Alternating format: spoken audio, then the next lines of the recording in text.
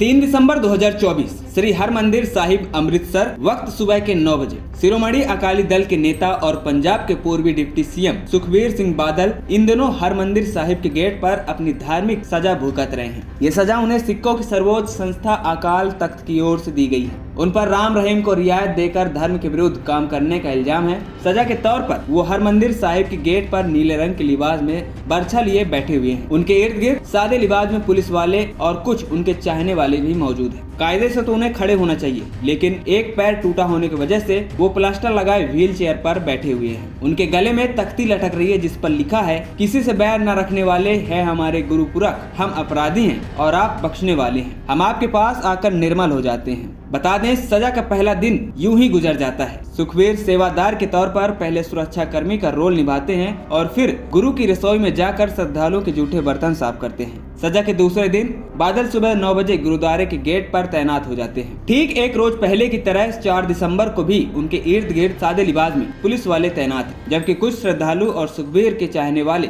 उनके इर्द गिर्द मौजूद हैं। इस बीच जैसे ही सुबह के 9:28 होते हैं, हरमंदिर साहिब आ रहे तमाम श्रद्धालुओं के साथ साथ एक बुजुर्ग भी हाथ बांधे हुए मेन गेट से अंदर की तरफ बढ़ता है। वह नंगे पांव है। अंदर जाने से ठीक पहले गेट के पास मौजूद पानी में अपने पांव गीले करता है, लेकिन बाहर निकलने के बाद वो सीधे अंदर जाने की जगह कुछ ऐसा करता है कि आसपास मौजूद सभी लोग हैरत में आ जाते हैं। वो अपनी कमर से अचानक एक पिस्टल निकाल लेता है, सीधे गेट के बाहर बैठे सुखबीर सिंह बादल की तरफ बढ़ता है। इस पूरी हरकत के दौरान उसकी कोशिश होती है कि उससे कोई देख न पाए, उसके इरादों को कोई भाप न सके, लेकिन सुखबीर की सुरक्षा में तैनात पुलिसकर्मियों को उसके हाव भाव देखकर उसके इरादों का पहले पता चल जाता है और इससे पहले कि वो पिस्टल निकाल कर गोली चला पाए, सुखबीर के दाईं ओर मौजूद लाल रंग की पगड़ी बांधे सादे लिबास में एक पुलिस वाला पिस्टल निकाल रहे शख्स पर झपट पड़ता है। पुलिस वाला अपनी जान हथेली में लेकर हमलावर के हाथ में मौजूद पिस्टल को सीधे ऊपर की तरफ उठा देता है। हालांकि पकड़े जाने के बावजूद हमलावर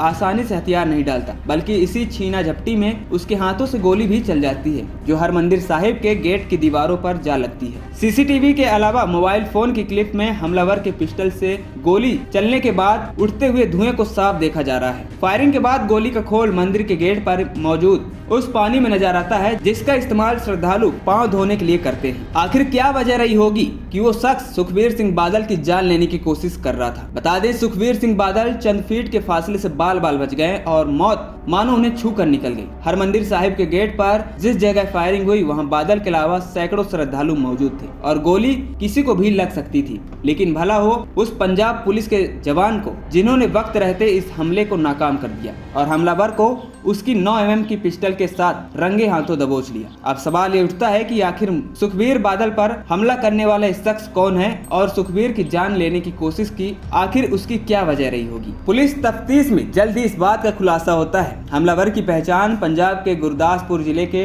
डेरा बाबा नामक रहने वाले एक कट्टरपंथी नारायण सिंह चौड़ा के तौर पर होती है। वो बादल परिवार को सिख पंथ का गद्दार मानता है। पुलिस की माने तो बादल परिवार आज से नहीं बल्कि पहले से ही चौड़ा के हिट लिस्ट में आ रहा है। आतंकी गतिविधियों में शामिल रहा चौड़ा जेल की सजा काट चुका है। उसके खिलाफ पंजाब के 3 जिलों में अनलॉफुल एक्टिविटी प्रिवेंशन एक्ट की धाराओं के तहत केस दर्ज है। उसका ताल्लुक आतंकी संगठन बब्बर खालसा से बताया जाता है। अब आपको बताते हैं अकाली दल के सुखबीर सिंह बादल पर हमले की असली कहानी। वो आतंकी गतिविधियों के सिलसिले में ही पाकिस्तान जा चुका है और पाकिस्तान में रहते हुए उसने एक किताब भी लिखी है जो गुरिल्ला वार और देशद्रोही साहित्य है। नारायण सिंह चौड़ा की जन्म कुंडली तो आपने देख ली, अब आइए आपको इस हमले की असली कहानी बताते हैं। अब तक की तफ्तीश में पुलिस और सुरक्षा एजेंसियों को नारायण सिंह चौड़ा की एक फेसबुक पोस्ट मिली है जो उसने 14 जुलाई को लिखी थी। असल में अकाली दल के बागी गुट ने 1 जुलाई को श्री अकाल तख्त साहिब पहुंचकर बादल की गलतियां कबूल की थी, जिसके बाद उनके लिए धार्मिक सजा मुकर्रर कराई गई थी। इसके बाद नारायण सिंह चौड़ा ने लिखा था कि सिख समुदाय ने गुरबीर सिंह बादल को उनके जघन्य अपराधों के लिए राजनीतिक इरादे से खारिज कर दिया है और अब वो अपनी मरी हुई प्रतिष्ठा को फिर जिंदा करने के लिए अकाल तख्त साहिब की मदद ले रहा है। नाराज गुट की ओर से श्री अकाल तख्त साहिब को सौंपा गया अनुरोध पत्र इस कड़ी का हिस्सा है। खालसा पंथ को ये बात ध्यान में रखना चाहिए, यह पार्टी अपनी साजिश और हरकतों के लिए खालसा के सिद्धांतों और पंथ परंपरा पर राजनीतिक दबाव डालकर जत्थेदारों के ओहदे को अपने फायदे के लिए इस्तेमाल करने का गुनाहगार है। जाहिर है कि उसकी ये पोस्ट साफ साफ है कि वो सुखबीर सिंह बादल के साथ साथ अकाल तख्त साहिब के उन जत्थेदारों को रियायत बरतने का गुनाहगार मानता है। तफ्तीश के हिसाब से नारायण सिंह चौड़ा की ओर से बादल पर किए गए हमले की वजह यही लगती है। अब बात उस हथियार की जिससे नारायण सिंह चौड़ा ने सुखबीर बादल को टारगेट करने की कोशिश की थी। वो हथियार कोई मामूली पिस्टल या देसी कट्टा नहीं बल्कि 9 mm की वो पिस्टल थी जिसे बेहद सोफिस्टिकेटेड यानी अत्याधुनिक माना जाता है। 9 mm का